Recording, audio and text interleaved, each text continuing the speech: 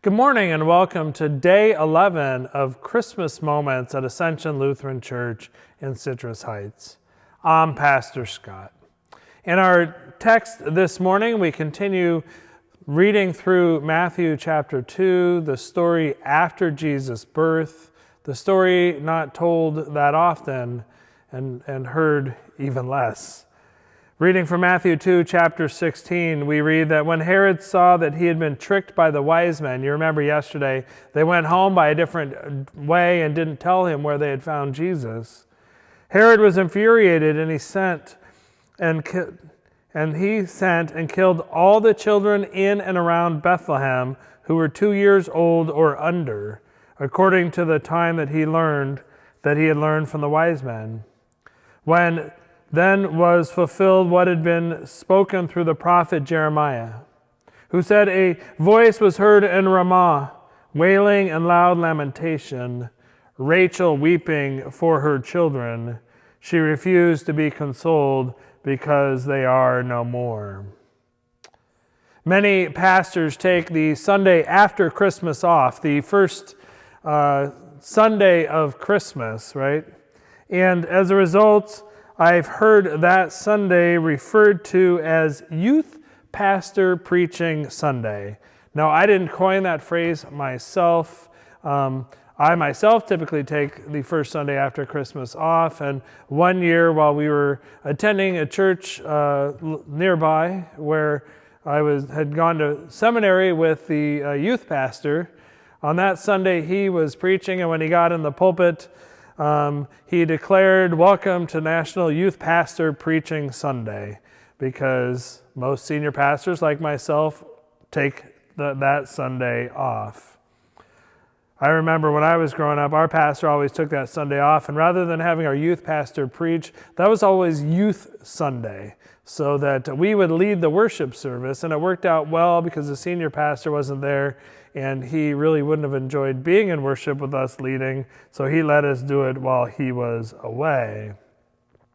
Our reading, why I bring that up, our reading today in the Revised Common Lectionary comes up once every 3 years on that first Sunday after Christmas.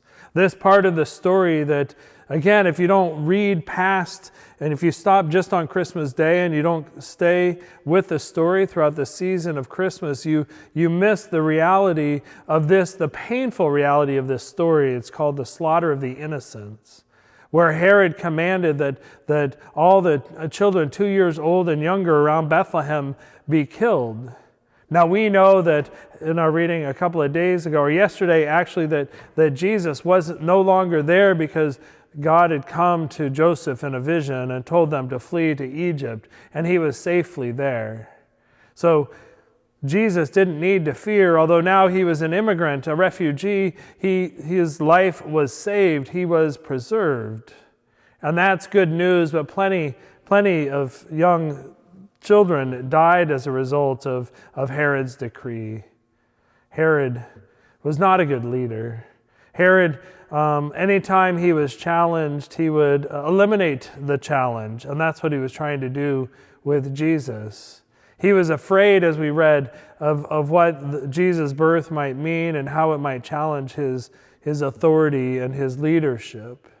And so he just wanted to eliminate the problem. It said that Herod actually had 2 of his sons killed when he accused them of treason. Herod was not a good leader, and it was a dark time in the world when Herod reigned. We think of it as it being dark today, and certainly there is darkness today. But I would encourage you to listen to God's leading, even amongst the darkness. Here, Joseph listened to God, to this vision that came to him, and he responded. He got his family up in the middle of the night, and they left. And they were safely in Egypt when Herod began the massacre of all these children. Now, I can't imagine things were easy for them in Egypt as refugees during that time, arriving there with little or nothing, perhaps not even speaking the language. No, it wasn't easy. God didn't make all of their, every situation perfect for them. but God saved them. God led them to safety.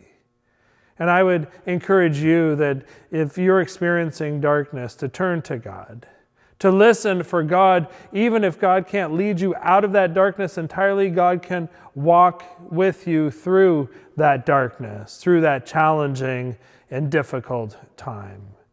For that is what we see God doing throughout the Old and the New Testaments. And we hear testimony of that in the lives of the saints who have gone before us and those who we continue to worship with. When it appears bleak, when it appears as though there's nothing you can do, turn to God, listen for the voice of God, calling to you, encouraging you, comforting you, walking with you through even the darkest of valleys. I'll see you tomorrow for day 12, our concluding video for these Christmas moments.